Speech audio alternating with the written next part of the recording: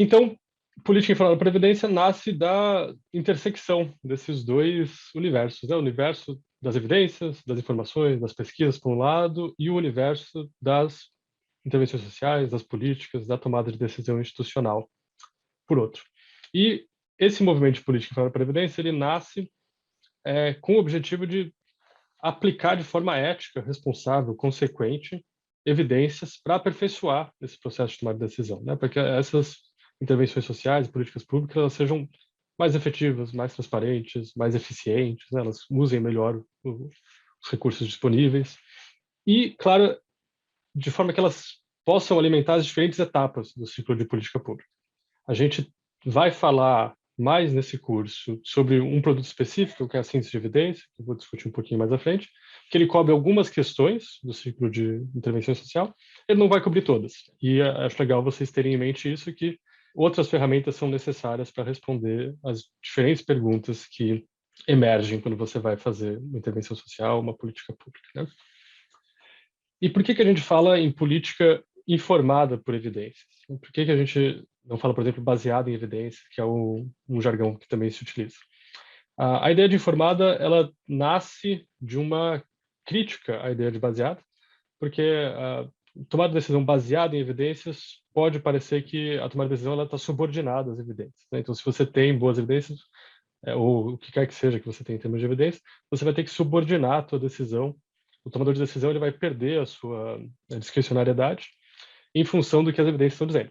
Mas a gente sabe que no contexto real isso não acontece, né? A gente tem, na verdade, a tomada de decisão ela leva em consideração dezenas de fatores, né? Então, quais são as instituições que estão em jogo no processo de tomada de decisão, por exemplo, as regras, as normas das organizações, a cultura, as ideias que estão por trás dos problemas, que permitem a gente refletir sobre o que pode ser feito, o que não pode ser feito, o que é aceitável, o que não é aceitável, as redes, as relações entre grupos de interesse, as relações entre pessoas que são relevantes para esse tema de intervenção social, para esse problema social, fatores socioeconômicos de contexto, né? Então, em que medida que recursos estão disponíveis, né? Ou em que medida que a população alvo dessa intervenção ela vai ter acesso à intervenção se a gente deixar ela disponível, ela vai conseguir, por exemplo, se é um produto, ela vai conseguir comprar, né? Se a gente vai disponibilizar um produto no mercado. Eventos que podem alterar o curso, né, da história ou das instituições, então um acidente, eleições, né? Narrativas. Então, como é que as pessoas dão sentido à missão institucional, à visão das instituições, à sua atuação enquanto profissionais, né?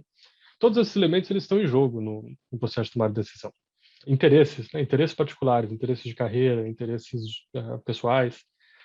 Então, seria ingênuo pensar que as evidências elas vão simplesmente chegar e atropelar todos esses fatores, né? E a proposta aqui não é essa. Inclusive, muitas vezes, tomadores de decisão têm boas razões para decidir em desfavor das evidências, né? Porque de repente o contexto local necessita de outras coisas, e o que a melhor intervenção disponível que já foi testada, ela é impraticável naquele contexto. Então por isso que a gente fala informada, né? A ideia é que as evidências elas sejam disponíveis e elas possam servir de referência para uma reflexão qualificada sobre o que está acontecendo e como é que a gente pode lidar. Então, as evidências elas têm que estar disponíveis e elas têm que ser consideradas junto com esses outros fatores. E, claro, a gente também tem que reconhecer que as evidências científicas, elas nem sempre vão ser capazes de responder todas as questões. Então, quando a gente fala especialmente de estudos, né, então precisa usar a literatura acadêmica.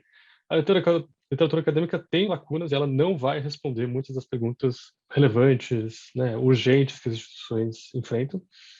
Então, os tomadores de decisão necessariamente vão ter que adaptar e fazer uma ponderação de em que medida esses achados, essas evidências são relevantes, né? Então, do que se trata, né? PI. Se trata de diminuir incertezas, então a gente traz mais informação, né? As evidências elas jogam luz sobre os problemas e permitem uma visibilidade melhor. Ela também permite explicitar quais são as áreas de incerteza e o que a gente não sabe, né? Se eu não sei algo, eu vou precisar ou criar novo conhecimento ou fazer apostas, né? E você ter um bom conjunto de evidências te informando te permite identificar, bom, onde são as áreas em que eu preciso fazer essas apostas, né? E daí justificar por que você está fazendo essas apostas.